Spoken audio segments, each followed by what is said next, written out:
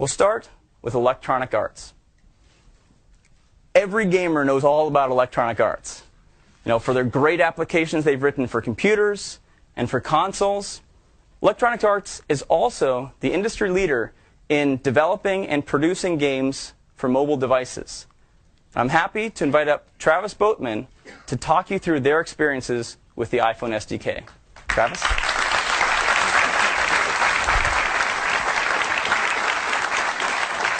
Hi, everybody. So the first thing we wanted to say is thank you to Apple for inviting us to join in with this SDK process. And given that we only had 2 weeks, we wanted to do something that took advantage of a lot of the different features of the device. Everything from the touchscreen to the accelerometer. We wanted to have video and audio. We wanted to have a game that described all of that. So the game that we chose was a game that we have in production called Spore. And the idea of Spore is it's about taking a microorganism from the primordial soup at the bottom of the ocean and helping it evolve and grow and survive in this interesting world we have. So you can see the Spore here in the center of the screen, and the way that we chose to control the Spore was to use the iPhone's accelerometer. So you can see John using the accelerometer here to tilt it right and left and get some of that motion that you saw earlier in that previous demo.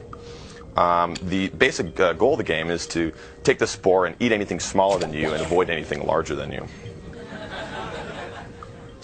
If you do a good job of that, you're rewarded by what we call the evolution editor. And the evolution editor is a great place for us to take advantage of a lot of the touchscreen capabilities of this device. So we've gone from sort of the accelerometer, and now we're playing with the touch.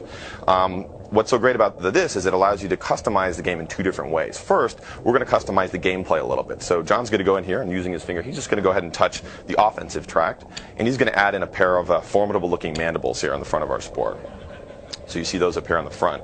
The next thing we're going to do is we're going to play with a little bit of a creative personalization here. Now this part is more about making the Spore look cool and interesting and has less to do with the gameplay. But he's going to go ahead and use his finger and just start moving stuff around. So I think he's going to move the eyes forward here. And he's just touching and moving these forward. So imagine, this is all we've done in about 2 weeks. But if we had a lot of time, you could imagine us stretching this Spore out and adding colors and really making this like almost like a play area to people to personalize their Spores. So let's go ahead and bring that Spore back into the game.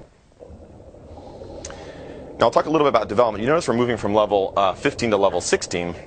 And when we first came in, we sat down and started working with the framework. It took us about 2 days to get Cocoa Touch up and running.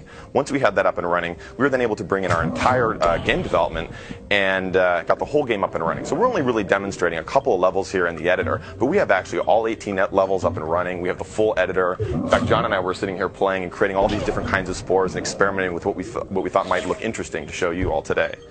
It was really a lot of fun. In fact, the accelerometer was so comfortable we were showing it to a bunch of Apple employees so they could get a sense of it. And they really liked playing with it. And lastly, we wanted to experiment with the video capabilities. So we threw in a little cutscene here at the end just to show you what we could do by tossing in a video of our customized Spore making his way happily out into the world.